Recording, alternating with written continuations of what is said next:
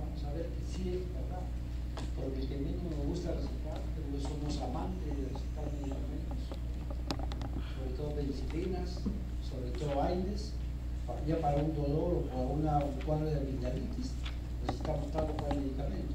Ustedes saben que los antiinflamatorios, las penicilinas son los medicamentos que más reacciones alérgicas dan a nuestros pacientes. Pero los pacientes pueden presentar reacción alérgica, sí, pero pueden presentar reacciones alérgicas. La anafilaxis es lo máximo de una reacción antiinflamatoria.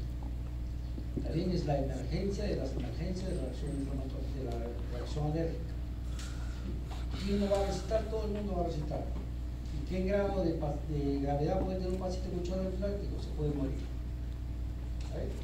Entonces, no es que yo no voy a ver un shock, ustedes van a ver shock, y lo van a ver en sus narices muchas veces. Entonces, shock cardiogénico pueden ver, sí pueden ver shock cardiogénico. Shock séptico también lo van a ver. Entonces, como ven, los 4 tipos de shock que vamos a revisar hoy día, ustedes lo van a ver. Y el shock hemorrágico, que es otra parte del shock que vamos a desarrollar, también lo van a ver. Entonces, nosotros tenemos una formación.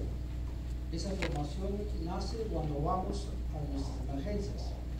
En nuestras emergencias estamos acostumbrados a manejar pacientes y darle un montón de volumen a los pacientes. Si el paciente está sangrando, nuestra primera idea es llenar al paciente, poner una vía y pasarle volúmenes a chorros. Hoy vamos a desterrar esa idea. Vamos a aprender lo que dice la evidencia. ¿Ya? ¿Qué dice la evidencia? Que hay que ser prudentes con los pacientes, con el manejo de volumen con los pacientes. O sea, a pesar de que la gente está chocado, yo tengo que ser prudente con el volumen con los pacientes. ¿Quién lo dice? ¿Lo digo yo? No, lo dicen las evidencias. Entonces, si nos gusta medicina, nos gusta evidencias. Entonces, tenemos ideas muy antiguas, muy arcaicas, de que hay que manejar con toneladas de volumen, pero vamos a revisar hoy día que no es así. Entonces la clase comienza, ustedes tienen ahí el seguimiento, lo vamos a hacerlo para hacerla rápido porque tenemos poco tiempo, con historia de shock. La historia de shock se resume hace años, hace siglos, aparece en la historia del shock. Se habla de Sócrates, se habla de Clark. En la época de Sócrates se habla de un estado postraumático. Y esto nace de dónde? Esto nace de las guerras. Como ustedes ven, las guerras, los soldados peleaban y muchos pacientes se morían en el campo. Se morían por un shock hemorrágico o se morían por una infección. Y ahí se acumula el síndrome postraumático que lo describe ya en la época de Hipócrates. Y así fue avanzando la historia y aparece el primer nombre por Klopp. Entonces Klopp escribe el nombre de shock, pero shock no como el que conocemos ahora. Posteriormente varió su nombre y así ha sido sucesivamente. Pero acá donde viene lo fundamental de toda esta historia. Lo fundamental de esta historia es que ha ido apareciendo la fisiopatología que ustedes ahora la conocen y la conocen muy bien, ¿cierto? Alguien comienza de que la lesión estaba en el vaso, después alguien describe que la lesión estaba en el vaso venoso, después alguien describe que la alteración del shock era una alteración básicamente a nivel de la arteria, o sea, del sistema circulatorio. Con esto quiero explicarles algo. Cuando yo hablo de shock, hablo de una oferta, de una entrega de oxígeno. ¿Ya? Igual vamos a hacer la sinonimia cuando nosotros pedimos un pollo. Nos dicen, hay que pedir un delivery. Estoy pidiendo una oferta, una entrega de oxígeno. La doctora Vega ha explicado muy bien lo que es una entrega de oxígeno. Yo entrego el oxígeno. Se entrega a través de quién? De la sangre. La sangre es la que lleva el oxígeno. Pero ¿dónde lleva el oxígeno? Lo lleva a una célula, ¿cierto? Entonces, ¿y la célula qué hace? Lo que hace la célula captura el oxígeno, lo coge el oxígeno, lo usa el oxígeno. ¿Eso cómo se llama? Eso se llama consumo. Ya vamos aprendiendo dos términos. El término de entrega de oxígeno y el término de consumo de oxígeno. ¿Dónde estaría la falla para que se produzca un shock? ¿Estaría la falla de entrega? Sí, estaría la falla de entrega. ¿Estaría la falla del consumo? Sí, estaría la falla del consumo. Entonces, si nosotros queremos ponerle número para entender todo esto en valores de shock, vamos a tener que ponerle un número de una entrega de oxígeno del 100%. O sea, mi corazón, a través de los mecanismos que ustedes conocen y vamos a revisar, entrega el 100% de oxígeno. ¿A quién? A la célula. ¿Pero qué sucede con la célula? ¿La célula consume todo el oxígeno el 100%? No. Solamente la célula consume el 30%. ¿Y el resto qué lo hace? El resto lo elimina. ¿Está bien? Entonces, si le ponemos nombres, el primer nombre es entrega de oxígeno, delivery. El segundo nombre es el consumo del oxígeno. Y el tercer nombre del que sobra, del que no usa la célula, se llama saturación mixta de oxígeno o saturación central de oxígeno. ¿Está bien? Entonces, para que suceda un choque, tiene que ver, ¿falla donde en entrega? Sí, falla en entrega. ¿Va a haber más o menos consumo? Digamos, para entender todo esto. ¿Qué sucede? ¿Qué pasa si una célula comienza a faltar el oxígeno? ¿Qué hace la célula? ¿Qué hace? ¿Consume más oxígeno o menos oxígeno? ¿Qué dicen ustedes? ¿Ah? Consume menos. Si lo normal es que consuma 30. Si una célula está en estrés, ¿qué va a hacer? Menos. Va a consumir más. ¿Está bien? Consume más, o sea, incrementa el consumo. ¿Está bien? Si incrementa el consumo, que era 30, sube a 40, ¿cuánto elimina? 60, ¿cierto? Ese 60 se llama saturación venosa central de oxígeno o saturación mixta. ¿Qué pasa con la saturación central cuando un paciente tiene shock? ¿Qué pasa? ¿Baja o sube? Baja, ¿cierto? Porque aumenta el consumo. Entonces, esto es más o menos la explicación del tipo de shock. ¿Cuál es la primera causa de shock? Alteración en la entrega de oxígeno. Alteración en la entrega de oxígeno. ¿Pero qué sucede? ¿Qué sucede con todo esto? Miren, cuando el torrente sanguíneo va a la célula, la célula ¿qué hace? Capta el oxígeno, ¿cierto? ¿Y ese oxígeno dónde va? ¿A qué organela va? A la mitocondria, ¿cierto? Entonces la mitocondria va y lo usa el oxígeno. ¿Para qué? Para hacer todo el proceso que ustedes conocen, la formación de proteínas, grasas, etc. Y además la formación de energía. Entonces, esta energía, ¿cómo se traduce en el metabolismo de la mitocondria? Se lo traduce en dos partes, ¿cierto? La primera parte que se llama un metabolismo aeróbico y el otro metabolismo que se llama el metabolismo anaeróbico, ¿correcto? Si le falta el oxígeno, ¿qué pasa? ¿Qué pasa con la célula? ¿Qué sucede? La célula comienza a fallar y solamente funciona el metabolismo anaeróbico, ¿correcto? Si funciona el metabolismo anaeróbico, la parte final del metabolismo anaeróbico, como ustedes saben, es el lactato. ¿Se acuerdan de la glucosa, piruvato, lactato? Glucosa, piruvato, lactato, o lactosa, piruvato, acetilcoenzima A, pasa al ciclo de Krebs, ¿correcto? Entonces tenemos dos vías, la vía anaeróbica y la vía aeróbica. ¿Está bien? Eso vamos a reafirmarlo con el conocimiento. Entonces, cuando yo tengo un tipo de shock, ¿qué sucede con el lactato? ¿Va a estar aumentado o va a estar disminuido? ¿Qué dice? Aumentado. ¿Estamos? Entonces ya vamos definiendo todo de manera muy macro, todo lo que sucede en un paciente que tiene shock. Miren, entonces, hablar de shock es hablar básicamente de qué. ¿Qué dice? ¿Qué dice? Primero, el shock es un estado hemodinámico. Cuando yo hablo de una alteración en la perfusión o una alteración circulatoria, una disfunción circulatoria. ¿A qué me refiero? Que hay una hipoperfusión. ¿Está bien? Está hipoperfundido. Y yo puedo clínicamente evaluar un shock, clínicamente si está perfundido o no perfundido el cuerpo. ¿Qué dicen ustedes? Yo puedo hablar, este paciente está hipoperfundido. ¿Cómo lo evalúa un paciente que está hipoperfundido? ¿Cómo lo evalúo yo? ¿Ah? ¿Qué hago? Ya mira, ¿qué hago para evaluar que un paciente está hipoperfundido? ¿Qué hago? ¿Ah? Digo, este paciente está hipoperfundido. Es igual decir un paciente está hipoperfundido que decir un paciente está hipotenso. ¿Qué es?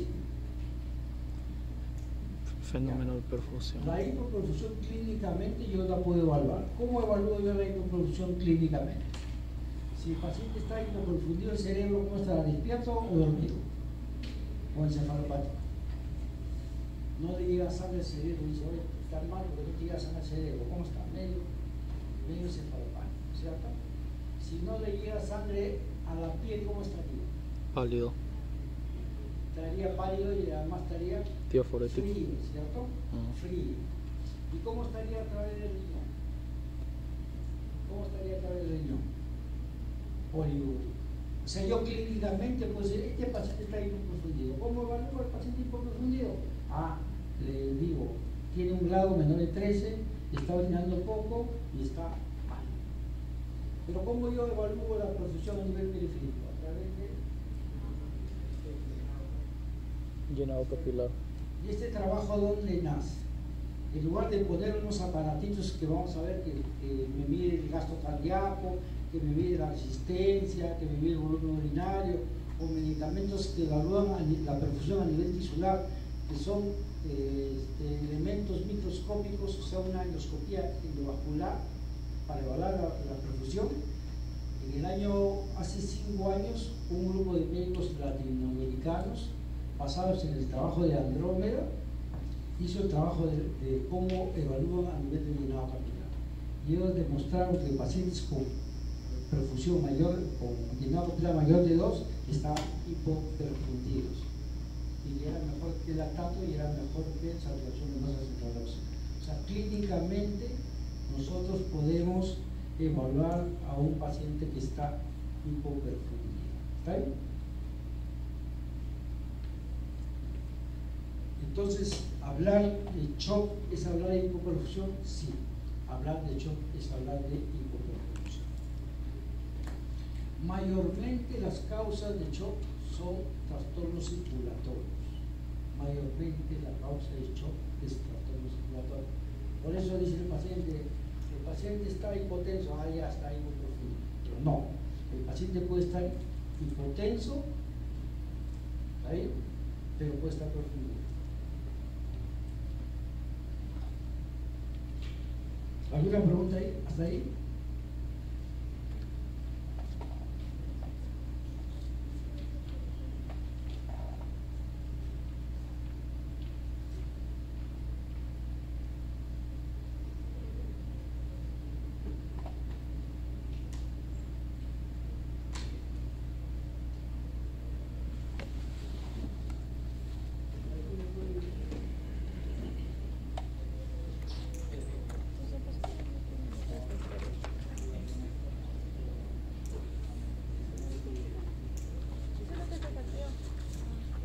A ver, si hablamos de shock, vamos a hablar del shock sucesivo dinámico progresivo. El fracaso circulatorio para mantener una adecuada perfusión tisular. Mayormente es la causa de shock, que hay un fracaso circulatorio para mantener una adecuada perfusión tisular. Lógicamente el shock es un estado dinámico. Si es un estado dinámico va a tener fases, va a tener 3 fases, la fase pre-shock, shock y shock irreversible. Si no atacamos la causa, ese shock va a ser irreversible. El paciente va a entrar en infusión orgánica múltiple y le va a producir la muerte. ¿Sí? Entonces, La alteración básica del shock que va a ser alteración en la perfusión tisular. Si hablamos microscópicamente, vamos a entender que el shock se produce en la microcirculación, en el intersticio y en la célula.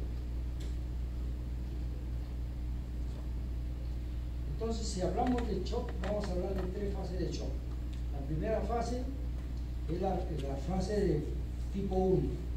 ¿Qué sucede? Que cuando un paciente tiene shock tipo 1, el paciente baja un poco la presión, el paciente entra en estrés y hay alteración de todos los vasoactivos, adrenalina, hay producción de la vasopresina, del sistema renina-angiotensina, hay captación de agua para elevar la presión. Esos son los mecanismos compensatorios. Ahí estamos hablando de un shock tipo 1. Cuando los mecanismos compensatorios son vencidos por las otras hormonas, se produce el shock. Se hace más sostenible la presión, baja mucho más la presión. Y cuando esta presión altera ya la célula comienza a disfuncionar. Se liberan todo lo que ustedes conocen, liberación de receptor, se destruye la célula y se produce la disfunción orgánicamente. Sí. Entonces, si hablamos de manera anatómica, ¿dónde estaría la lesión? La lesión básicamente es una lesión de tipo isquémico. Otro tipo de lesión es una lesión a nivel isquémica de perfusión. ¿Qué sucede? Cuando hay una isquemia, el cuerpo entra en alerta y a la vez el mecanismo de compensación trata de recuperar esto. Cuando pasa más tiempo, hay más tensión, aunque nosotros lo recuperamos. Por decir, si un paciente hace una falla renal y nosotros rápidamente tratamos de reversir, la isquemia, por el mecanismo de perfusión que le estamos dando, también produce lesión. O sea, no solamente es una lesión isquémica primaria, sino el tratamiento que le podemos dar, si lo hacemos muy rápido o demoramos mucho, va a haber más lesión. Un shock séptico, el daño renal por perfusión, es más o menos entre 50 y 70% de pacientes. O sea, ¿qué quiere decir? Que todos los pacientes que hacen shock séptico, el 50-70% hacen daño renal por este mecanismo, el esquema de perfusión.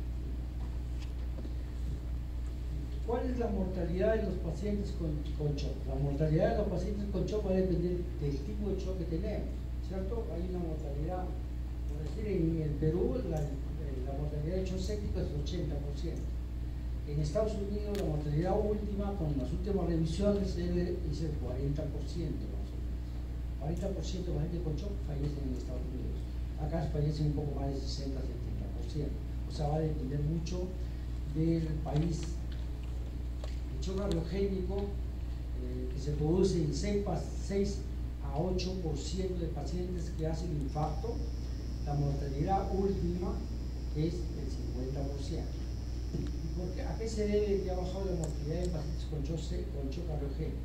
Se debe al tratamiento que se da ahora, es un tratamiento muy rápido, se da una trombolisis en algunos casos, o se da angioplastía o se opera de una manera muy rápida. Por eso que los shock han bajado, los shock cardiogénicos en mortalidad. Antes era el 90%, de repente en el Perú puede ser 90%, pero en Estados Unidos ha bajado un 40%, 40-50% de mortalidad. Sí. Miren, si ustedes revisan, si ustedes siguen la laminía a través de su teléfono, todo el mundo piensa de que hipotensión es igual a shock, pero shock básicamente está basado en lo que es entrega de oxígeno, Ustedes, como ven en la laminía de la presión, básicamente, si ustedes ven, está por volumen de eyección y frecuencia cardíaca, y traducido se conoce como gasto cardíaco. El gasto cardíaco por la resistencia me da la presión. En cambio, el shock, el gasto cardíaco por el contenido de oxígeno es lo que me da la shock. O sea, hay pacientes que pueden estar normotensos y pueden tener shock, sí. Hay pacientes que están hipertensos ¿Y puede tener shock? Sí. Porque el shock, acuérdense, no solamente se entrega, no solamente es consumo. Digamos, un paciente por intoxicación por cianuro, la entrega puede estar bien, la captación del oxígeno puede estar bien, pero ¿qué sucede? Que no hay uso de oxígeno a nivel mitocondrial. Entonces la falla estaría a nivel del uso del oxígeno. El oxígeno entra a la célula, ya entró, la sangre le entregó el oxígeno, la célula ya lo captó, está dentro del oxígeno, pues no lo puede usar, ¿cierto? Entonces el paciente puede estar hipertenso, puede estar normotenso, puede estar en shock, porque otro mecanismo de shock es la no utilización del oxígeno. Por eso hipotensión no es igual a shock. Bien. Esto es lo que hicimos o tratamos de explicar en la primera parte, la entrega del oxígeno, que es contenido de oxígeno por débito cardíaco, que lo manejó y lo explicó bien la doctora Vega. Es la entrega del oxígeno.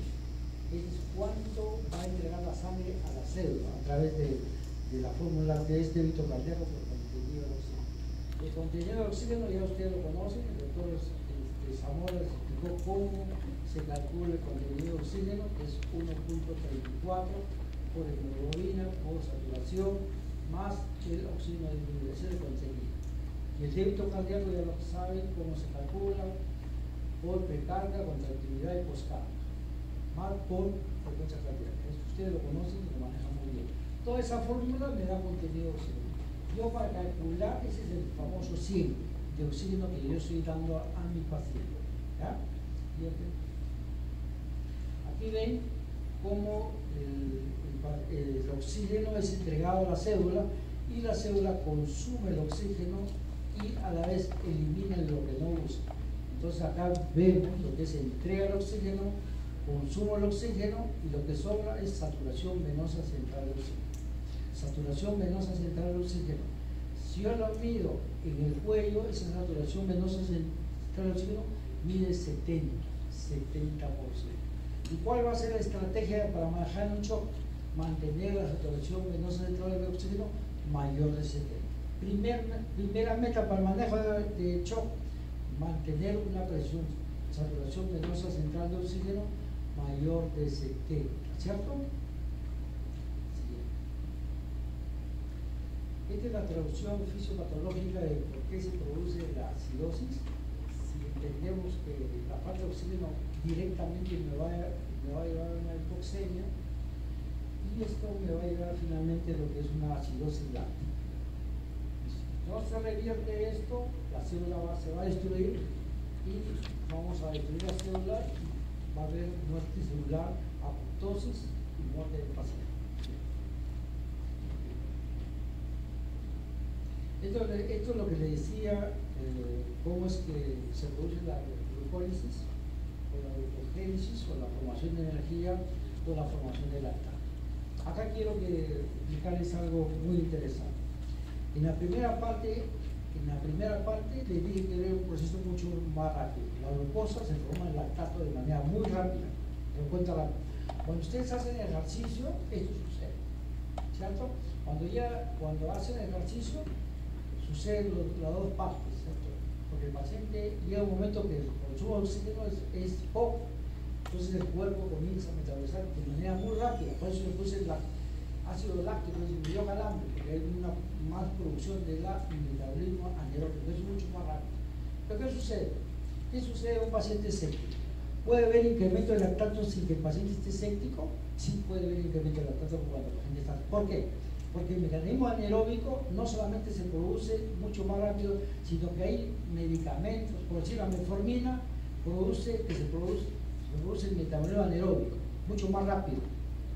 La adrenalina, yo pongo un paciente de adrenalina y se produce mucho más rápido ácido láctico. Por eso ustedes, cuando le ponen una adrenalina a un paciente por un choque anafiláctico, van a encontrar incremento de lactato. ¿Por qué? Porque la adrenalina estimula este mecanismo, el primer mecanismo de la glucólisis anaeróbica. ¿Ahí? Bien. Esta es la traducción fisiopatológica de los daños a nivel endoteliales. Ustedes han escuchado de que para que se produzca un shock con una difusión orgánica, va a haber alteración a nivel endotelial. Entonces hablamos de una alteración endotelial. Si esta alteración endotelial se produce en el pulmón, va a haber un déficit respiratorio. Por eso un paciente con COVID, ustedes han visto, los órganos que disfuncionan primero son 1, el pulmón, 2, el riñón y 3, la sangre.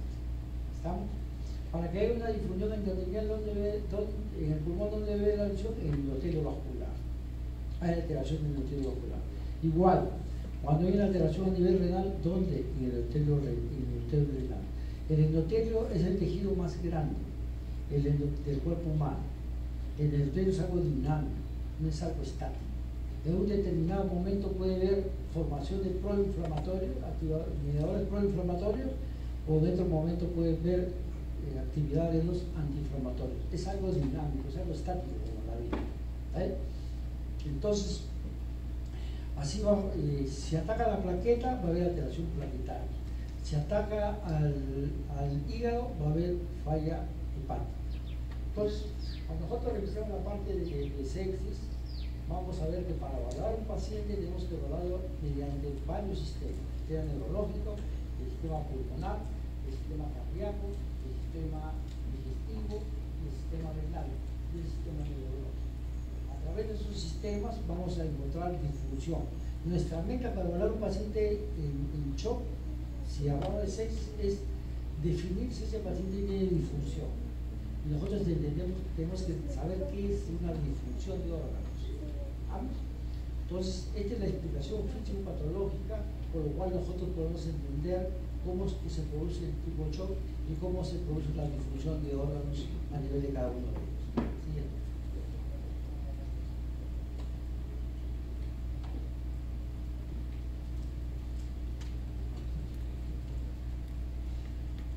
Qué bonito sería la vida si el paciente llega a emergencia y a nosotros nos dice: el paciente llega con un shock séptico, o el paciente, ¿sabes qué? Yo tengo un shock anafiláctico, o el paciente llega con un shock golémico, digamos. ¿Ya? Entonces va a ser difícil, ¿no? El paciente llega y nosotros no lo vemos. El paciente, ¿cómo es que clínicamente yo puedo determinar que el paciente esté en shock o no esté en shock? Clínicamente, mire, clínicamente el paciente puede presentar hipotensión. El paciente puede presentar taquicardia, también puede presentar taquicardia. El paciente puede presentar oliguria, también puede presentar oliguria. El paciente puede presentar alteración del sensorio, también. Taquipnea, también. El paciente puede estar sudoroso, también. O el paciente puede tener acidosis, también. O el paciente puede estar con incremento de lactato, también. Pero si ustedes ven todos esos síntomas, eso me lo puede dar cualquiera, ¿no? Eso no me dice, es que ese paciente está hipotenso, está con el ácido láctico elevado, está con acidosis, está sudoroso, está taquicárdico, está polinémico, etc. ¿Y qué me dice eso? Eso no me dice nada, ¿cierto? Eso me dice que está en shock, sí, probablemente está en shock. Pero me dice qué tipo de shock es, no me dice, ¿cierto? Cuando yo detecto que un paciente está chocado, por esas características mayormente, yo sé que está chocado. Yo no sé qué tipo de shock, eso es lo que se conoce como shock diferencial. O sea, nosotros cuando estamos en emergencia, lo que hacemos el diagnóstico es de inicio, un shock diferencial. Si estoy ya el paciente hipotenso, diabético, yo no sé qué tiene. ¿Qué hago yo? Ahora, ¿qué hago yo? ¿Qué le hago a este paciente? ¿Ahí? Ya definí que el paciente está chocado. Entonces, lo primero que tengo que ver es cuál es la reacción o la relación fisiopatológica del paciente. ¿Cuál es su etiología? ¿Qué lo tiene? ¿Es un shock séptico? ¿Es un shock obstructivo? ¿Es un shock patogénico? ¿Es un shock anafiláctico? ¿Qué tipo de shock es? ¿Cuál es su etiología? ¿Qué pasó? ¿Comió marisco? ¿Comió pescado? ¿Está infectado? ¿Tiene infección urinaria? ¿O le duele el pecho? ¿Tiene un infarto? Etcétera, etcétera. Entonces yo tengo que ir a la fuente, tengo que explicarme fisiopatológicamente qué es lo que tiene el paciente. Entonces, lo primero que yo hago, ¿dónde está la alteración? ¿La alteración está en el corazón? Puede ser, ¿cierto? La alteración está en la volemia, puede ser. Si un paciente viene por diarrea, náuseas y vómitos, está hipotenso, hiporético, etc. Yo puedo pensar que el paciente está hipotenso porque aparte de volumen. Si el paciente le duele el pecho, intenso, diaforético, etc., y la presión la tiene baja, está sudoroso, volumétrico, etc., yo puedo decir, ¿sabe qué? El paciente probablemente está halogénico. O si el paciente tiene fiebre, tiene dificultad respiratoria, yo tomo un lactato y está en 5, yo puedo pensar que ese paciente está haciendo un shock vasodilatorio o un shock séptico. Siguiente. Entonces vamos a ver que hay 4 tipos de shock. Pregunta examen. Shock halogénico, shock hipovolémico, shock destructivo y shock obstructivo. ¿Estamos? Pero ¿qué sucede? Un paciente puede venir por una hemorragia digestiva masiva, digamos, un viejito puede venir con una hemorragia digestiva, y usted lo primero que podamos poner es paciente con hemorragia digestiva shock. ¿Qué tipo de shock? Hipovolémico hemorrágico, digamos. Está bien, pero ¿qué sucede? Que cuando el paciente hace hemorragias, puede ser débito de oxígeno y puede infartarse el paciente, y a la vez hace un shock cardiogénico. En conclusión, cuando un paciente va por un shock, nosotros tenemos que buscar si tiene otro shock. Siempre los shocks van juntos, ¿ya? No solamente un shock anafiláctico puede estar un infarto. Si yo a un paciente coronario, digamos, ¿ya? Si me pongo un puesto coronario, manejo un shock anafiláctico, le pongo adrenalina endovenoso, le puedo producir infarto. No tengo que usarlo sí o sí. Bien, y el shock anafiláctico, uno, y puede ser un shock halogénico.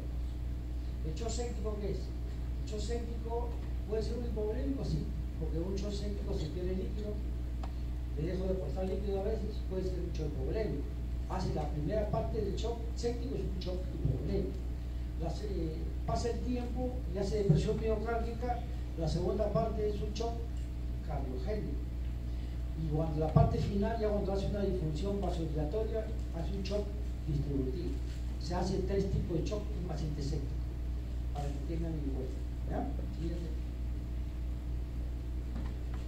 Entonces, lo más importante, ¿cuál es? Inmediatamente ya yo defino que el paciente tenga un shock diferenciado, fisiopatológicamente tomaré un electro, le haré una ecografía, haré una buena historia, ya defino que el paciente tenga un shock X y de ahí lo estratifico. El paciente está en un shock fase 1, o el paciente está en un shock fase 2, o el paciente ya está con una difusión. ¿En qué parte del shock está mi paciente? ¿Correcto? Entonces es importante la estratificación de los pacientes, no solamente el diagnóstico. Y lógicamente pues la atención. La atención primaria, la primera atención es importante. Porque si usted llega a un paciente que se ha caído del segundo piso y ya con dificultad respiratoria, yo tengo un neumotólogo, le pongo el tubo y salvo la vida. ¿Estamos? Entonces yo tengo que identificar cuál es la causa del tipo de shock e inmediatamente tomar la acción. Siempre inmediato, todos inmediatos. Evalúo al paciente, le estabilizo y le doy la solución. ¿Vale? Entonces, clínicamente, ¿cómo vamos a encontrar al paciente? Al paciente, ¿cómo lo encontramos? Ya hemos avanzado mucho, el paciente puede estar pálido, puede estar euforético, puede estar letárgico, el llenado capilar ya lo vimos para evaluar la perfusión, puede ser mayor de 3 centímetros, la oliguria, miren, pero para evaluar una oliguria, ¿qué significa oliguria? Lo normal es que mi paciente orine un cc por kilo de peso. Igual que a 1 hora tiene que orinar 60. ¿Ahí? Hasta 30. Si orina menos de 30, el paciente está oliguria. O sea, yo para evaluar una oliguria tengo que demorar por lo menos 1 hora. O sea, 1 hora, imagínense. ¿Ahí? Pero yo tengo que evaluar. Por eso se pone la sonda, o todo paciente que tiene criterio de shock, hay que tener una sonda para evaluar cuál es el volumen urinario, para ver perfusión a nivel renal. ¿Ahí? El trastorno del suelo, ¿cómo lo evalúa? A través del Glasgow. El paciente puede estar taquicárdico, puede estar taquicárdico, taquipnia. O sea, la taquipnia, acuérdense de esto, la taquipnia la taquina, que es el incremento de la respiración, es uno de los signos de mal pronóstico de los pacientes. Esto quiere decir, cuando ustedes ven un paciente que está respirando rápido, tiene que tener muy cuidado y tiene que manejar el rápido del paciente. No pueden demorarlo. Depende con la presión, como vamos a ver ahora, la presión la pueden demorar un ratito, pero como un paciente que está taquímico es signo de mal pronóstico. Ese paciente hay que manejarlo rápidamente, ¿ya? Aquí. Entonces, como para reafirmar todo lo que hemos visto, cómo evalúa la hipoperfusión del paciente a nivel hidráulico, a nivel de la transfusión y a nivel del sistema renal.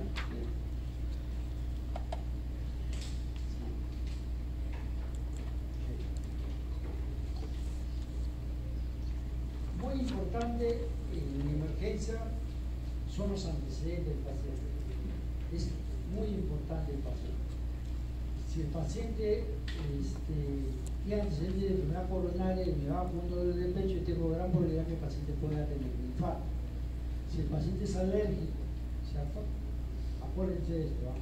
Acuérdense de esto. Uno dice, toma la historia clínica y la nota, dice, este paciente es no es alérgico, no es alérgico. Y le ponen un medicamento y produce alergia al paciente. ¿Estamos? Mira, hubo un caso de un paciente que recibió antibióticos, pero ella ya había recibido antibióticos y había recibido antibióticos por 21 días. Va a emergencia y nosotros le ponemos el medicamento cetrazona. Le ponemos cetrazona y hace un choque anafiláctico con el meglotis, con dificultad respiratoria, con hipotensión, con agonia, con todo lo que ustedes vean. Entonces, revisamos la historia y el paciente ya había recibido antibiótico. O sea, no porque el paciente haya recibido antibiótico, no excluye de que ese paciente puede ser la anafilaxis por el antibiótico que está teniendo. Hay que tener mucho cuidado. ¿Ya? Pero ¿dónde nos salvó el juicio? Nosotros pusimos la historia que el paciente había recibido antibiótico. ¿Estamos? Entonces hay que tener mucho cuidado en la historia para poner los antecedentes de los pacientes, que es muy importante para definir o llegar a veces a un diagnóstico o para cubrirnos de algún problema que podemos tener. Sí. Ahora miren, ¿qué evaluamos en un paciente con sepsis? Con shock. Evaluamos la presión capilar en cuello, ¿no? La presión central, que podemos sumar al paciente, evaluamos la presión venosa central, el débito cardíaco y la resistencia verídica.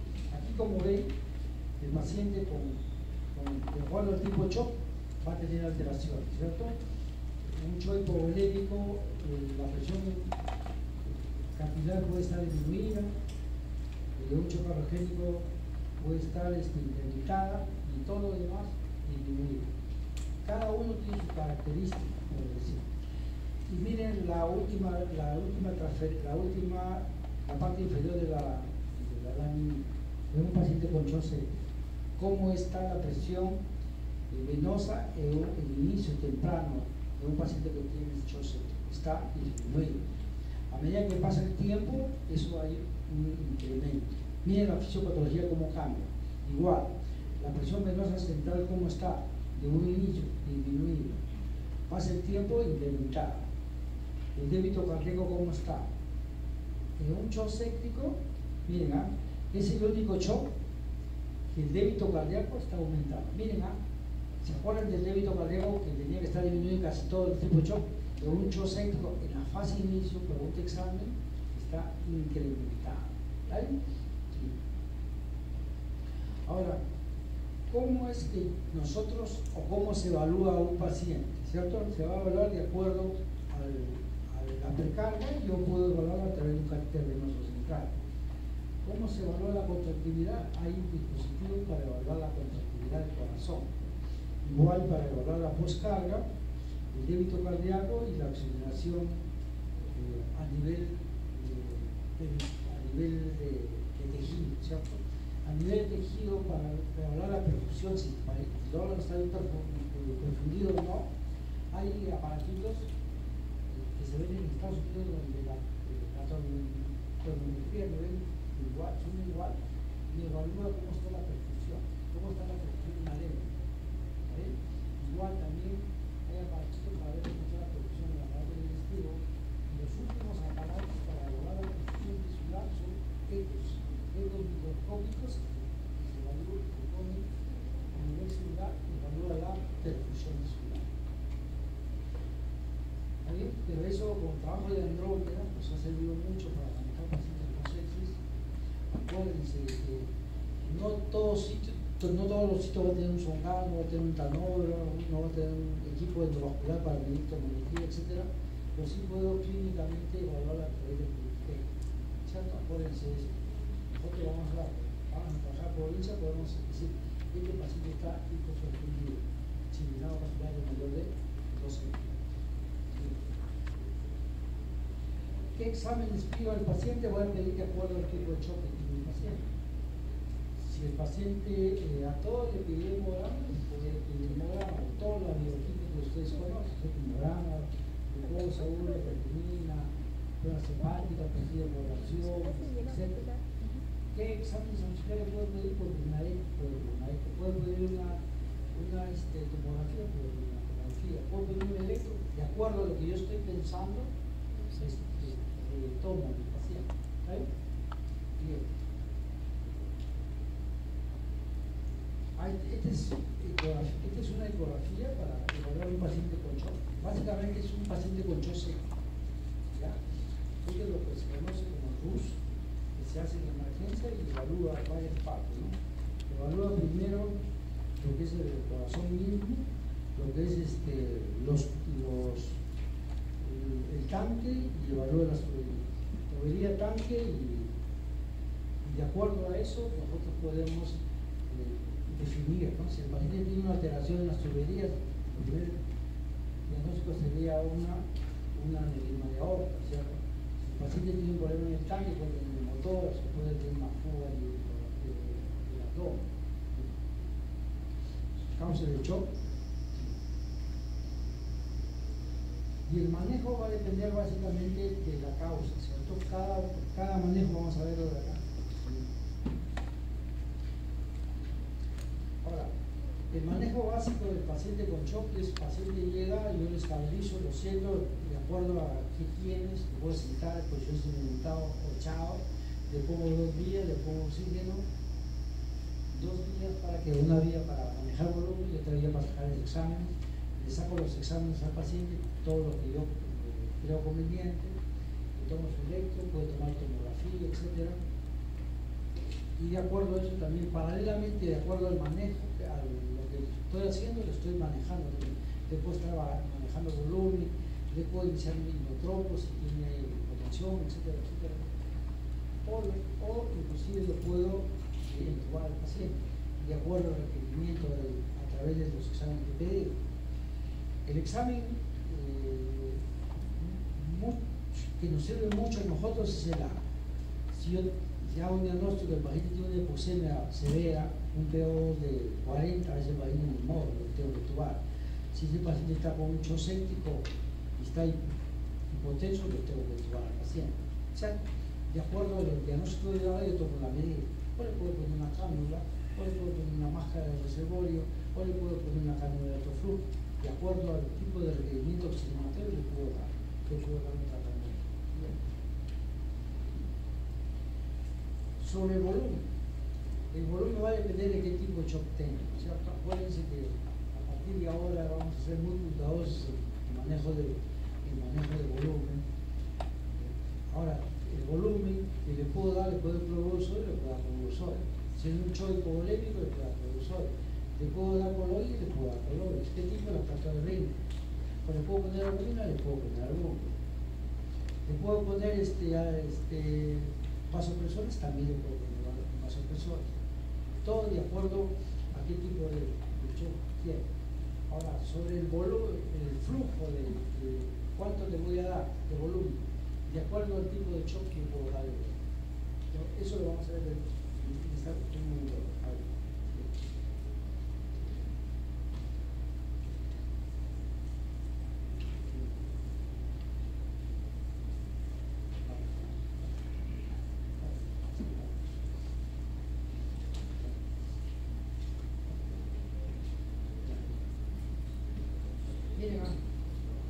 Sí. ¿Me escuchan? A ver, ¿ahí escuchan? Ya.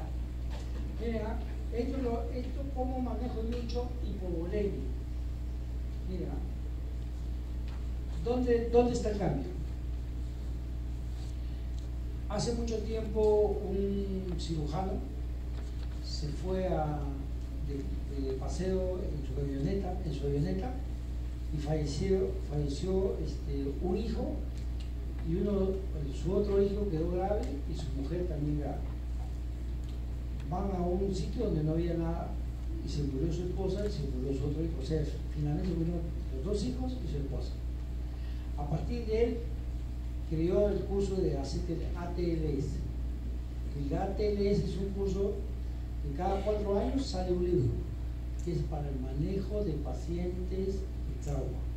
O sea, ahí nos enseñan cómo se maneja el paciente con trauma, cómo se hace un paciente con trauma, sobre primario, sobre secundario, o sea, chequeo primario, chequeo secundario, chequeo terciario. De acuerdo a eso hay un manejo para pacientes que tienen un shock hemorrágico. La primera causa del shock hemorrágico es pérdida sanguínea a través de los vasos. Se produce un shock, la primera causa. Pero acuérdense, cuando un paciente tiene un trauma, puede tener un trauma pulmonar y puede haber una rotura, una neumotora. Si una neumotora puede ser un shock obstructivo. Puede tener una contusión miocárdica, puede tener una contusión miocárdica y puede producir un shock cardiogénico. O sea, no todo paciente que está chocado, que tiene trauma, la primera va a ser por pérdida de sangre. Mayormente es. Ahora, este doctor creó un manejo de pacientes con shock hipovolémico. Entonces, ese es el manejo de la ATLS. ¿Ya? Pero acuérdense, el manejo de ATLS divide al shock de acuerdo al tipo de hemorragia, que ustedes ya lo conocen, lo han visto y lo van a ver en el manejo de shock. Entonces, hemorragia tipo 1 o clase 1, hemorragia tipo 2, hemorragia tipo 3 y hemorragia tipo 4. De acuerdo a qué tipo viene mi paciente, yo evalúo por la cantidad de sangre que tengo. Si mi paciente ha perdido el 15%, más o menos clase 1. Si ha perdido entre el 15 al 30%, es clase 2. Si ha perdido del 30 al 40, es clase 3. Si ha perdido más del 40%, clase 4. Para que mi paciente tenga un paciente que tiene trauma y hipotenso, más o menos tiene que haber perdido más del 30% del volumen. Esto quiere decir más o menos 1,5 litros de sangre para que el paciente baje la presión. ¿Sí? De acuerdo a cómo yo clasifico a mi paciente, yo lo puedo manejar. ¿Ya? Ese es un tipo de manejo que se da. Ese es de acuerdo a la TLS. Pero ¿qué ha pasado? Ha pasado el tiempo y se ha visto de que no es solamente darle volumen al paciente, sino que hay que manejarle otras cosas. Y eso es lo que se conoce como el manejo de la resucitación con control de daño. Hay dos tipos: el control de daño por cirugía y el control de daño por medicina. O sea, medicina maneja al paciente. ¿Sí?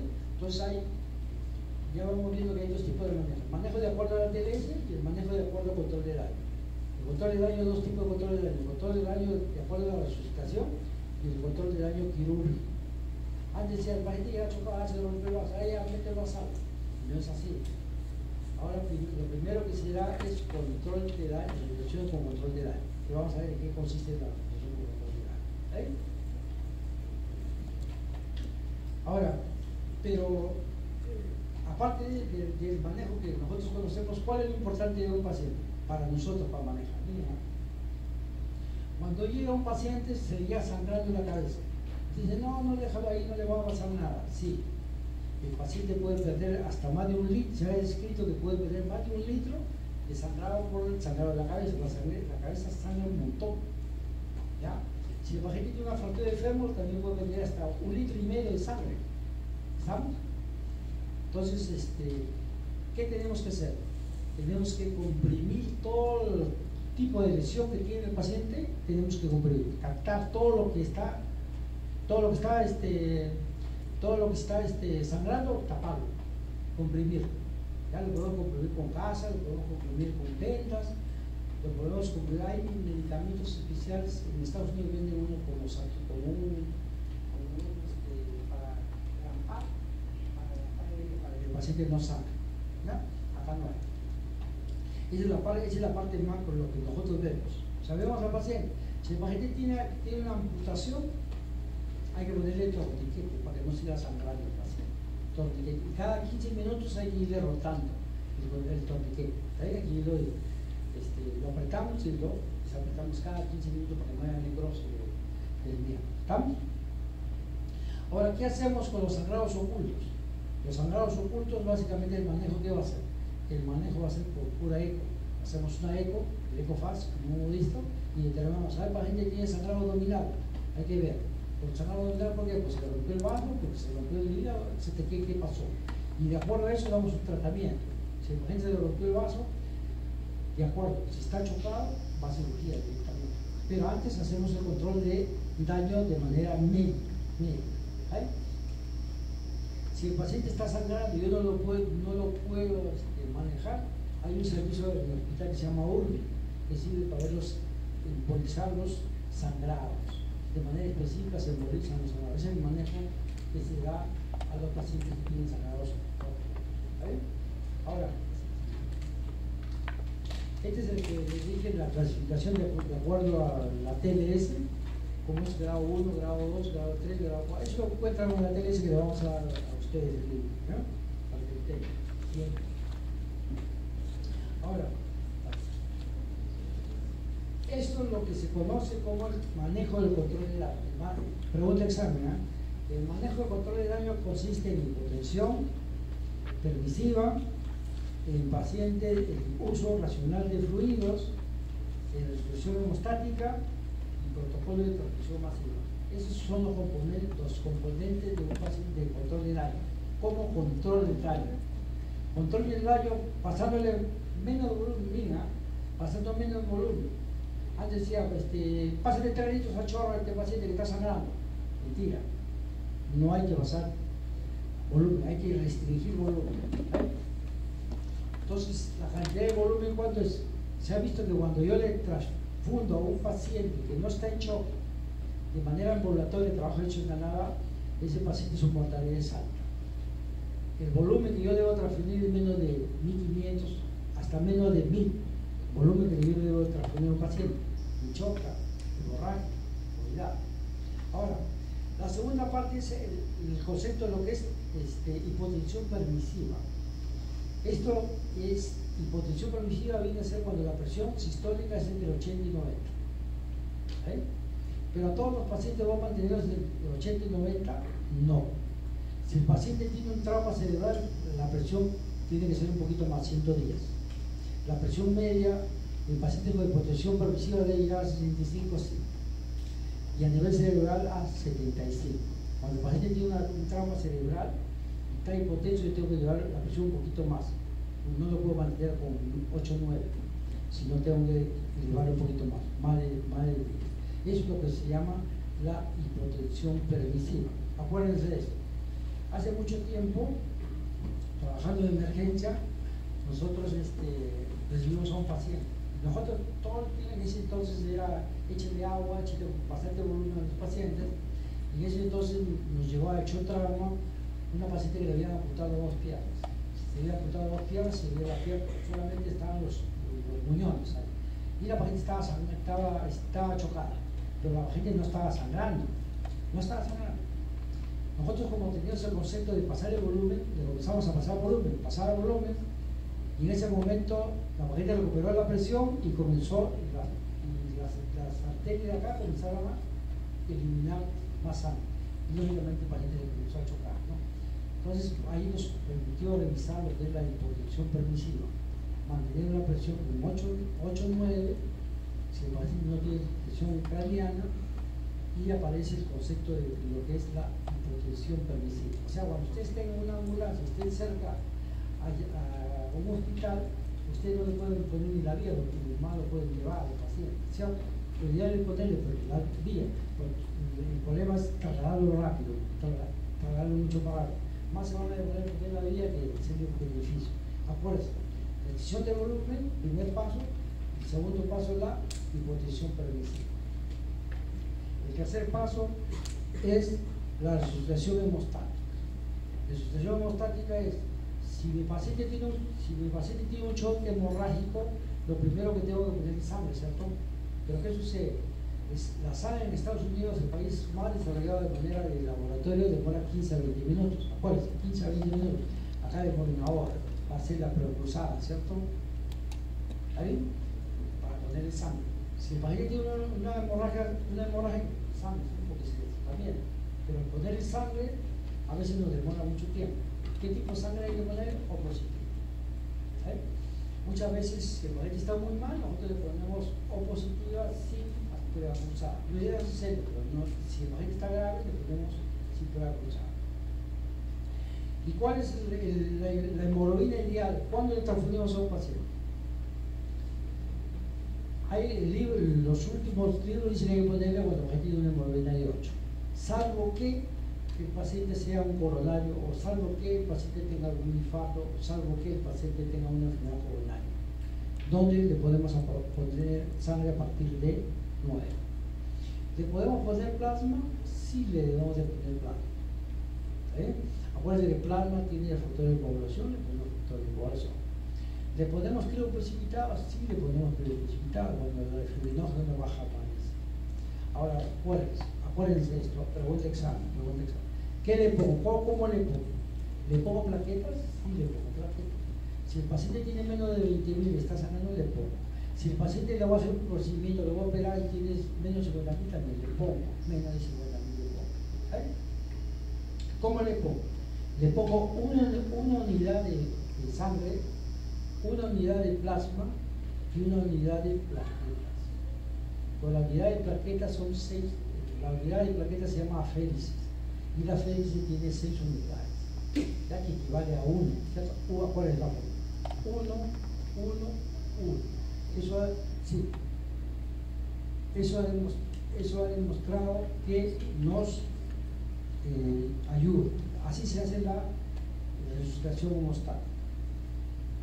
Ahora, en Estados Unidos hay el manejo también se hace cuando el paciente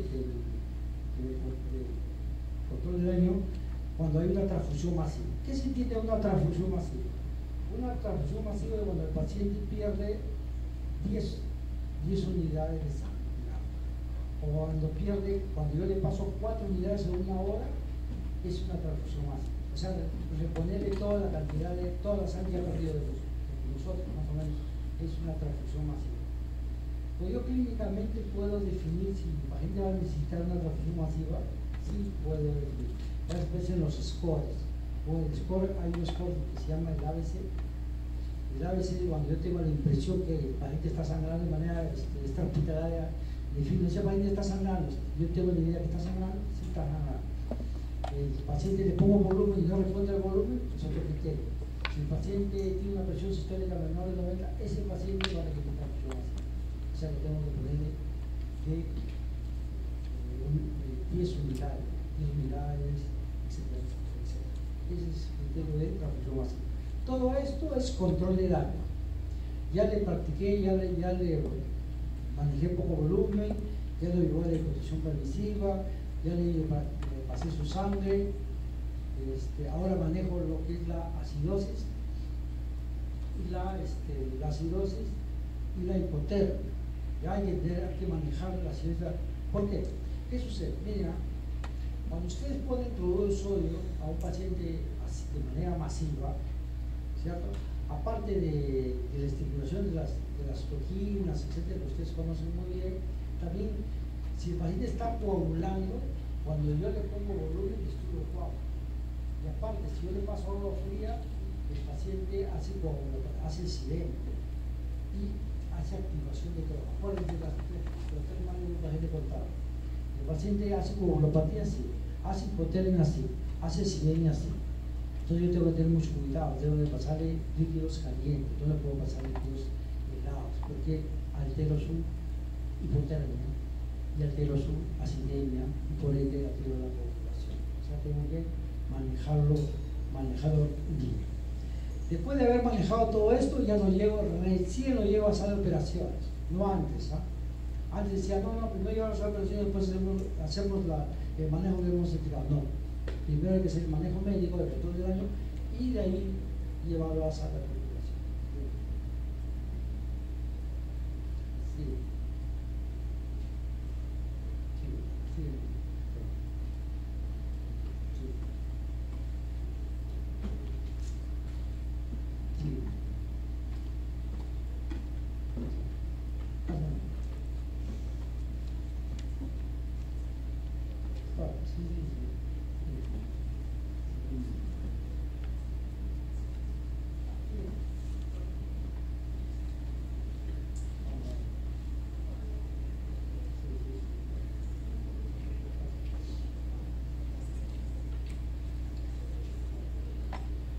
Contra mí.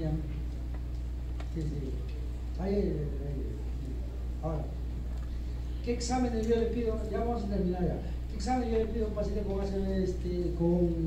choque hipovolémico? Le pido su hemograma, su hemoglobina, su lactato, el déficit de base, el perfil de población. Escuchen esto, ¿va? En otros países un manejo de un choque hipovolémico incluye un examen que se llama la tromboelastografía. ¿En qué consiste esto? Mira, todo se hace con conocimientos. Yo no puedo decir, ¿sabes qué? Pone fibrinógeno, o pone plaquetas, o pone sangre, etc. Hay un estudio que se llama la tromboelastografía, que consiste en ver el coágulo. Y ahí me define, ya le falta plaquetas, por ejemplo, plaquetas nomás. No, le falta fibrinógeno, entonces pone fibrinógeno. Esa es la tromboelastografía. Acá en Perú no hay centro donde se maneja esto, ¿ya? Pero eso es para que ustedes lo conozcan. Ya, tromboelastografía. El déficit de base es importante, acuérdense. Todo paciente que está sangrando, que tiene el lactato. Nos han acostumbrado a ver el lactato, ¿correcto? Porque si un paciente tiene lactato y tiene 8 de lactato, ese paciente está mal, ¿sabes? Pero acuérdense, a partir de ahora, paciente que está sangrando, ustedes vean el déficit de base. No solamente el lactato, sino el déficit de base. ¿Ya? Si ese déficit de base está menos de 4, y el lactato está más de 4, ese paciente probablemente tenga tipo de sangrado, un gran sangrado. Ya acuérdense eso, ¿verdad? Valoración del déficit de lactato. ¿Ven? Siguiente.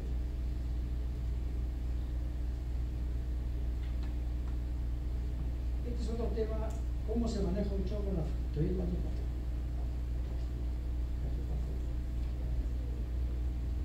Dos horas la clase, ¿no? Ya. Entonces, el choque halogénico es un tema muy importante. De repente nosotros no lo podemos ver, de repente ustedes no lo pueden ver, pero yo quiero que se lleven un conocimiento de eso. ¿Ya? ¿Qué entendemos un shock halogénico? Lo entendemos cuando la presión sistólica es menor de 90, cuando el índice cardíaco es menor de 1.5 sin vasopresores, o cuando es menor de 2 puntos con soporte de vasopresor, cuando es menos de 1.8. Ese es el índice cardíaco. Son conceptos que ustedes manejan y lo manejan bien. Siguiente. Ahora, ¿dónde va la importancia del shock halogénico? ¿Qué me interesa de que ustedes conozcan el shock halogénico? La primera causa del shock halogénico es infarto. ¿Ya? Infarto del ventricular izquierdo, la primera causa. A mí que puede ser un shock halogénico por rotura de colas tendinosas, por rotura del septo o rotura de la pared. A mí que puede ser por una arritmia cardíaca, una taquicardia, una bradicardia, etc. Pero la primera causa de shock halogénico es infarto miocardio. ¿Tá? Ahora, ¿qué hago con un paciente con infarto miocardio? ¿Cuál es el tratamiento de elección de un paciente con infarto de miocardio? Lo primero que es mantener la perfusión. La perfusión a través de dónde? Las coronarias. O sea, yo tengo que inmediatamente ir al paciente, yo tengo que mantener la perfusión coronaria. ¿Está bien? Entonces, si el paciente tiene un choque alogénico, ¿no puede emplear medicamentos? Sí puede emplear. ¿Qué tipo de medicamento puede emplear? Puede emplear todos los vasopresores que conocen, adrenalina, dobutamina, vasopresina, etc. Puede emplear todos esos medicamentos. Pero lo fundamental es el tratamiento quirúrgico que le dé ese paciente. Entonces, el tratamiento de elección para un paciente con shock cardiogénico es básicamente angioplastia. Pregunta examen. El tratamiento de elección a un paciente con infarto es angioplastia. Salvo que el paciente tenga complicaciones mecánicas. ¿Ya? Si el paciente tiene una ruptura del septo, si el paciente tiene una ruptura de la pared, o si el paciente tiene una ruptura de la cuerda tendidosa, el tratamiento es quirúrgico. ¿Ya? Cirugía. Eso es lo más importante del choque cardiogénico. ¿Ya? Tratamiento, causas, ¿qué debo hacer? Si yo lo manejo, ahora, miren, lo que sucede es que el manejo del choque halogénico en el Perú estamos en pañales. ¿Por qué? Porque últimamente la cardiología es una especialidad que es muy invasiva. Viene el paciente, yo lo manejo médicamente, si no recupera, le pongo dispositivos. Entonces le pongo implantes, o sea, le pongo dispositivos para que me ayuden a la contractilidad cardíaca. Le pongo dispositivos. Pero esos dispositivos son temporales. ¿Por qué? Porque finalmente, acuérdense, si la primera causa de shock cardiogénico es infarto, el tratamiento es quirúrgico. Y muchas veces ese paciente yo le pongo implantes, dispositivos para que me ayuden a bombear la sangre para hacer el trasplante cardíaco. Eso es lo último. La parte final es trasplante cardíaco. Lógicamente hay grupos para hacer el trasplante, no todo le va a hacer el trasplante cardíaco. A determinados pacientes finalmente a través del apoyo de los dispositivos intraventriculares le doy tratamiento final del trasplante cardíaco. ¿Está bien?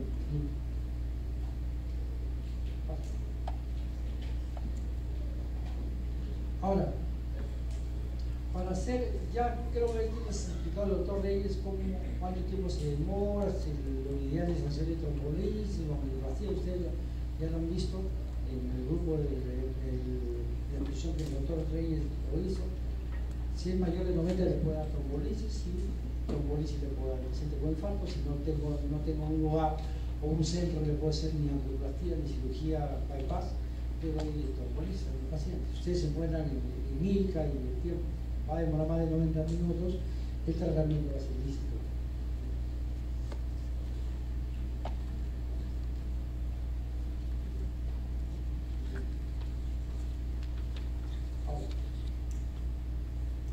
Esta es la vedette de la clase.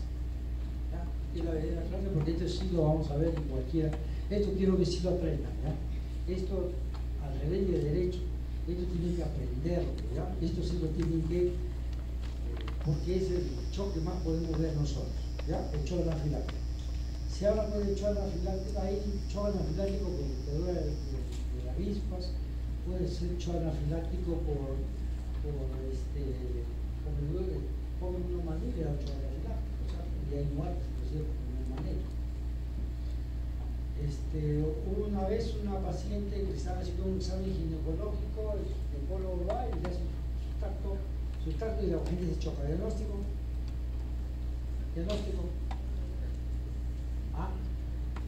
Diagnóstico. Estaba haciendo con guante, le estaba haciendo su tacto ginecológico y la paciente se choca.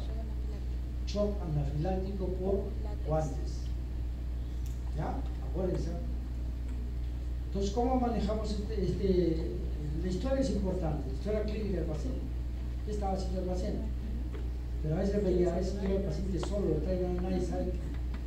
Bueno, lo primero, el tratamiento de elección acá es la adrenalina. La adrenalina. Siempre nosotros, la mayoría de médicos que tienen más de 40 años, el tratamiento de elección que poníamos era el tratamiento subcutáneo. ¿Ya? Pero ahora el tratamiento de elección es muslo medio, externo, intramuscular. 0.01 por kilo, más o menos, cada 15 a 30 minutos, o 5 a 15 minutos intramuscular. Le ponemos 2 vías, oxígeno y le pasamos volumen. El volumen que le puedo pasar a un shot anafiláctico es entre 2 litros hasta 7 litros, ¿sabes? Porque hay una vasoplegia, es un shock vasodilatado, o sea, las arterias se dilatan, ¿ya? Y hay que tener buena cantidad de volumen, a ver si, ¿ahí? La droga de segunda línea pues es los antihistamínicos, tipos de fenilgramina, la cetirizina. Dice mejor ponle corticoide, pero el corticoide demora para actuar. Podemos poner metilprednisolona o 1,125. No es el tratamiento de elección es la adrenalina. ¿Ya? Si una paciente está haciendo anafilaxis, no tengan miedo, póngale adrenalina. No hay ni una contraindicación. Si el paciente no responde al tratamiento, hablamos de una anafilaxis refractaria. Si hablamos de una anafilaxis refractaria es porque yo ya le puse adrenalina intramuscular, las 2 o 3 dosis, ya le pasé el volumen y no responde. Diagnóstico, anafilaxis refractaria. Segundo paso, ¿cuál es? Adrenalina endovenosa. Con la dosis que le dije. Le pongo el modo de infusión. Se supone que ese paciente, lo más importante, cuando un paciente hace un shock anafiláctico, es el manejo de la vida aérea. Y el manejo de la vida aérea tiene que ser rápido. Porque usted dice, no va a pasar nada, se ha puesto mal la paciente. Inmediatamente hay que hacerlo, porque si no se cierra la lote y va a ser difícil que pase tú. Inmediatamente la intubación, inmediatamente es el manejo de la arena endovenosa. Otras drogas que se usan, el problema es que hay pacientes que son resistentes a la adrenalina, digamos. Los pacientes que toman antipsicóticos o antidepresivos, o los pacientes que toman betabloqueadores, es difícil manejar un paciente que toma betabloqueador para manejarlo con adrenalina. Entonces el tratamiento de elección, escuchen, el tratamiento de elección para pacientes que reciben betabloqueadores es el glucagón. Digamos glucagón de 5 a 15 miligramos endovenoso que mantenemos en infusión. Acá en Lima, en emergencia no hay glucagón, no tenemos experiencia con glucagón. Otro medicamento que se usa es el azul de metileno. El azul de metileno es un medicamento que va a impedir que se produzca vasodilatación. El azul de metileno, ya en los últimos de los casos, ya se pone ley. Acá tampoco hacemos. A veces es una medida heroica, pero acá no tenemos ECMO es un pulmón artificial. O sea, agarras, le pones el ECMO y lo dejas descansar el pulmón. Es un pulmón artificial de manera estática. Siguiente.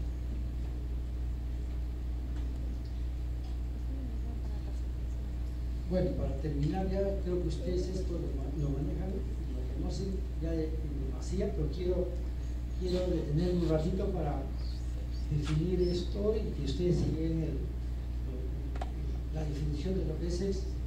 Hace mucho tiempo en algunas UCIs se hizo un estudio de cuántos médicos conocían el concepto de sexo. Y había médicos que trabajaban en UCI, médicos que trabajaban en UCI, más o menos un 30-40% no definían el concepto de sexo. Muy bien. Ya me escuchan, no, pero está loco el doctor, ¿por qué está diciendo eso? Sí, porque hay que entender algunas cosas. Mira, para esto, para definir lo que es sepsis, tenemos que definir lo que es una infección. Primero, ¿qué es una infección? No, pero está loco, si ya es una infección, la está mal, pues no tiene hemograma séptico, tiene fiebre, tiene tos, etc.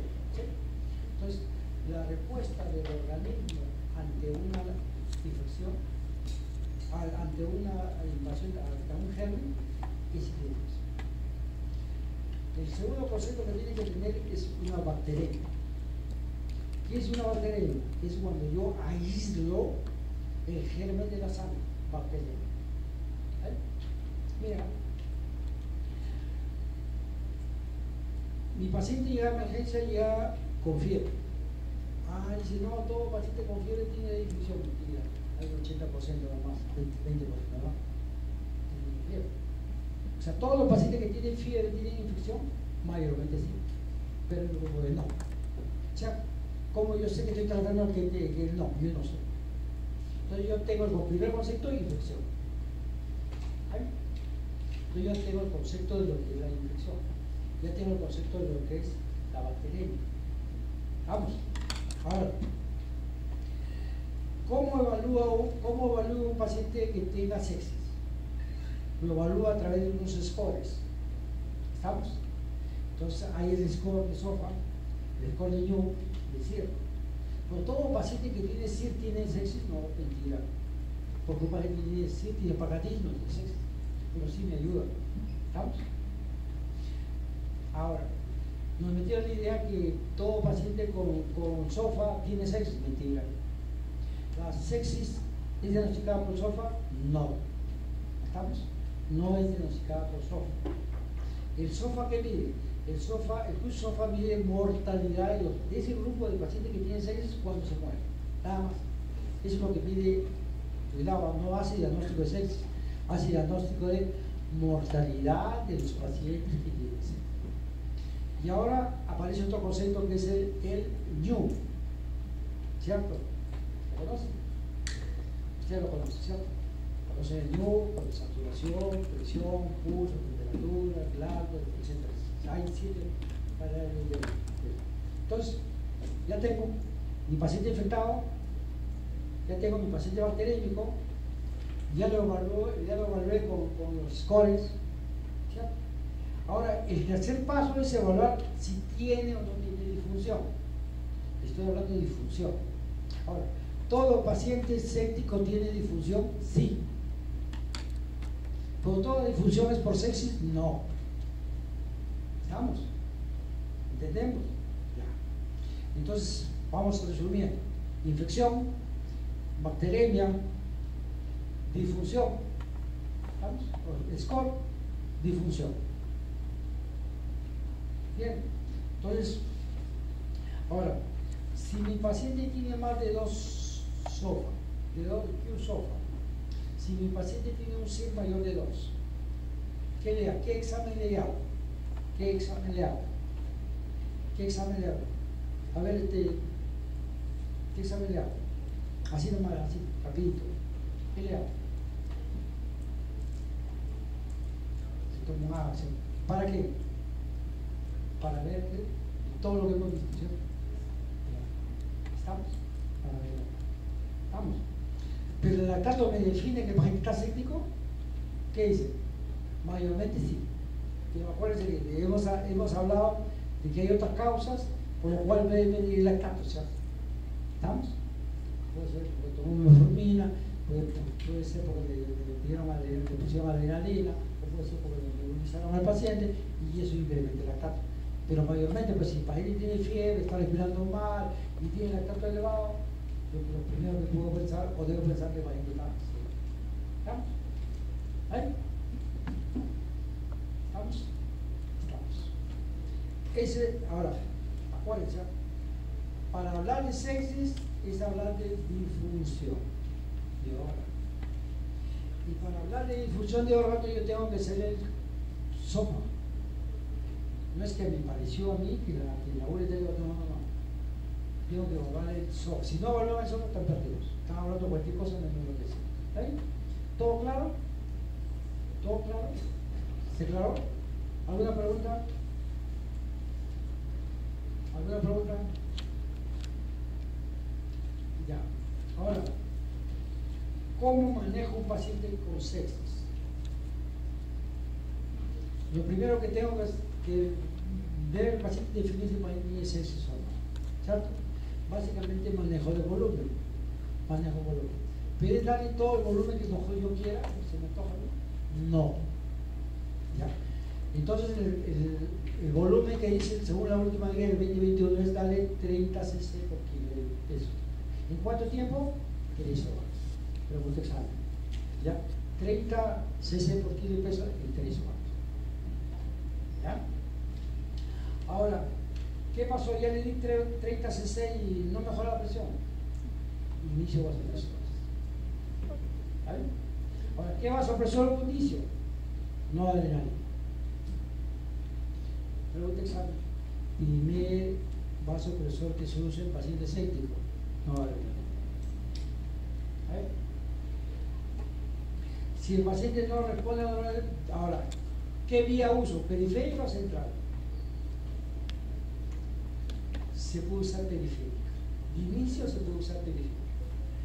Mira, hace muchos años cuando nosotros llegamos al hospital, poner un catéter a veces, ponerlo en el cuello para pasar el vasopresor, la puerta del vasopresor se pasan por vía central, era difícil a veces.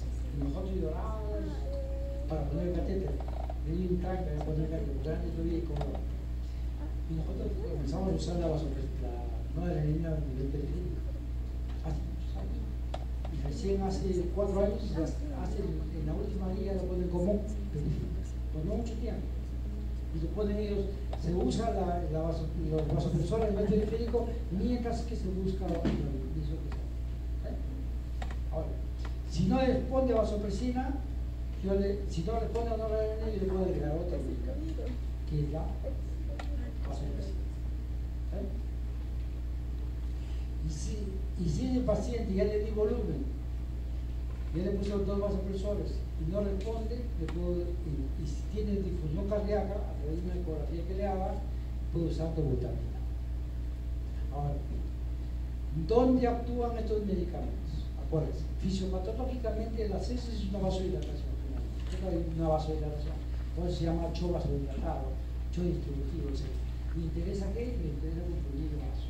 ¿Cómo lo comprimimos el vaso? ¿Cómo lo comprimimos? A nivel de vasopresores. ¿Dónde actúan los vasopresores? A nivel de los receptores alfa 1 de tiroides. ¿Dónde actúa la dobutamina? A nivel de los receptores B2. ¿Qué tiene que ver los receptores B2? Con la contractibilidad del corazón, para mejorar el débito cardíaco. Si yo aumento el tono vascular, aumento mi retorno venoso, me va a subir la presión. Por eso la noradrenalina sube la presión. ¿Cierto? Puedo usar la noradrenalina. Si no tengo noradrenalina, puedo usar dopamina.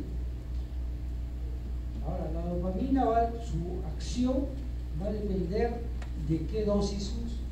Si uso dosis de menos de 0,2, uso una dosis que se llama la dosis dopaminérgica. Si uso de 2 a 5, uso acción beta. ¿Ya? Beta. Y si yo uso a nivel de arriba de 5, estoy usando acción alfa. ¿Vale? Esto es referente a los vasopresores. Por ahí voy a venir para que preguntas por eso. ¿Estamos? Ya usé volumen, ya usé vasopresores, ahora voy con los antibióticos. Miren chicos. Ayer sucedió algo así, un poco medio en la guardia, sucedió un poco algo triste. Había una señora que tenía 102 años. Entró por una neumonía COVID y de ahí hizo una neumonía y aparentemente había mejorado un poco, pero ella hace también un cuadro de infección urinaria. O sea, tenía 2 focos, los 3 focos, ¿no? Tenía COVID, tenía neumonía y tenía infección urinaria. Por ahí le informaban que la paciente estaba bien, estaba espectacular y que iba a salir de ahí. Y la paciente se murió. Entonces, la hija decía, pero ¿por qué se va a morir mi mamá si todo estaba bien, me informaron? O sea, estadísticamente los pacientes que hacen neumonía, el 100% hacen complicaciones cardíacas. Escucha, ayer hace años, el 100% que hacen neumonía hacen complicaciones cardíacas. ¿Y cuáles son las complicaciones cardíacas? Insuficiencia cardíaca, arritmia cardíaca e infarto. Acuérdense. ¿Vale? Entonces, ¿pero qué sucedió con esta paciente? ¿A dónde viene la conversación? Esta paciente ha tenido 2 años con infección urinaria y ha recibido antibióticos a pastas. Acuérdense, cuando ustedes hagan la historia clínica, acuérdense de esto.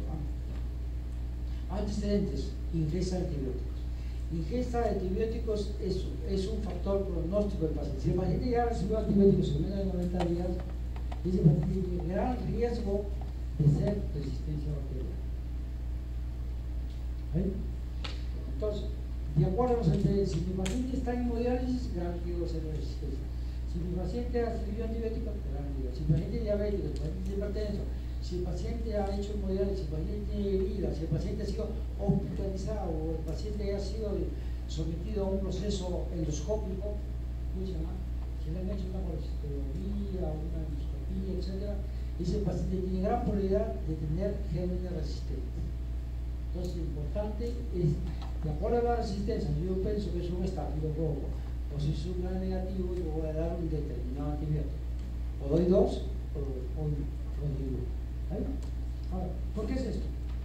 Porque, escucha, porque el 50% de pacientes sépticos tienen cultivo negativo. El 50% de pacientes sépticos tienen cultivo negativo. Por eso yo tengo que hacer la historia clínica bien hecha para poder dar el antibiótico ideal. Si mi paciente ha sido sometido a hemodiálisis, si mi paciente le han hecho, tiene algunas lesiones en la piel, si mi paciente tiene una neumonía severa, probablemente ese paciente está haciendo estafilococo, o sea, gran positivos.